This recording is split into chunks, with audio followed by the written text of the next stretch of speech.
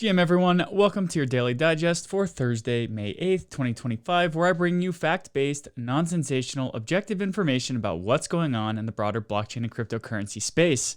Today we're kicking it off with something of a fun one that makes me want to ask the government to introspect itself. Representative Treas has introduced a bill that bans Trump lawmakers from cashing in on meme coins and stablecoins. The bill is called the Stop Presidential Profiteering from Digital Assets Act, which would basically make it unlawful for someone to create, issue, or promote a digital asset that uses the name, likeness, image, or other recognizable traits of a covered individual. And while I certainly agree that the Trump token was disgusting, as was the Libra token launched by the Argentinian president, I also have to ask that Congress does a little bit of introspection. There's been a lot of issues with insider trading with equities, and I think that that is a far larger concern that the American public has, alongside this issue that we've seen with Trump and the Trump token. So get your house in order, Congress. Stop making money on the backs of American voters. The Office of the Comptroller of the Currency has stated that U.S. banks can handle crypto assets on behalf of their customers and can be held in custody. The OCC is an independent bureau within the U.S. Department of Treasury that regulates and supervises all national banks and also the federal branches of foreign banks. What the OCC recently said in this letter that came out yesterday from acting comptroller Rodney Hood is that OCC regulated banks may buy and sell assets held in custody and are permitted to outsource bank permissible crypto asset activities, including custody and execution services. This is a far cry and a complete 180 from where the OCC stood just around a year ago that stated that banks cannot hold crypto assets on behalf of their customers. So this is indeed a new era in the US. The U.S. Treasury Secretary has expressed support for crypto bills at a recent hearing. Scott Bessent said that the support for the two crypto-related bills moving through Congress should be held. Here in his tweet, he said, "We believe the U.S. should be the premier destination for digital assets. Digital assets are an important source of innovation that can drive usage of the U.S. dollar around the world with stablecoin legislation." Just the other day, Democrats covertly or overtly stopped a conversation about the market structure bill that was going on in the House.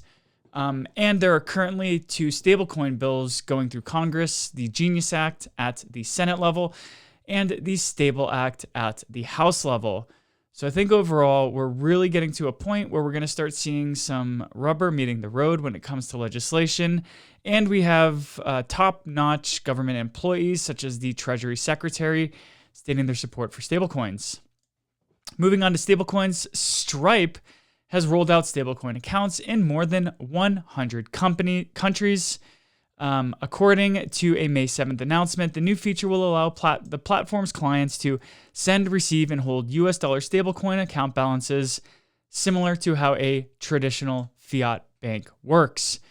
Reading between the lines, this is important because we are helping to leverage an existing service that millions of people around the world use to send cryptocurrencies in either cryptocurrency form and or to help them get their locally denominated fiat. And now there's a stablecoin feature that's part of Stripe. And this is probably largely a part of Stripe's recent $1.1 billion acquisition of Bridge, which we'll get into in a minute.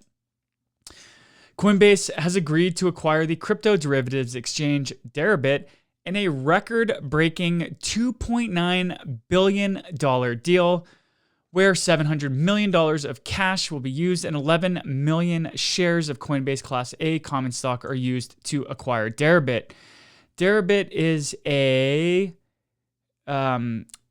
crypto derivatives trading exchange, and this just joins a suite of products and acquisitions that Coinbase has done to make it a more holistic, comprehensive, financial asset solution. Where are we?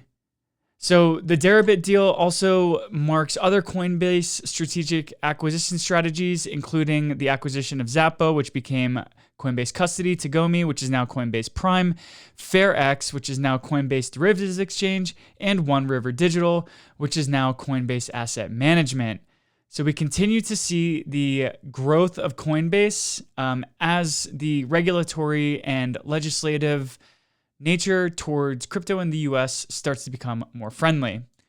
For a little bit of hopium out there, folks are talking about Ethereum price rising, and while I certainly like to see number go up, I think the cool part of this article is that the recently Ethereum total value locked surged 41% to $52.8 billion in the past 30 days, with a 22% rise in daily transactions to 1.34 million daily transactions. And so we can see number go up and a lot of calls. Charts are great. But really, this is just on-chain metrics that are showing strength for Ethereum.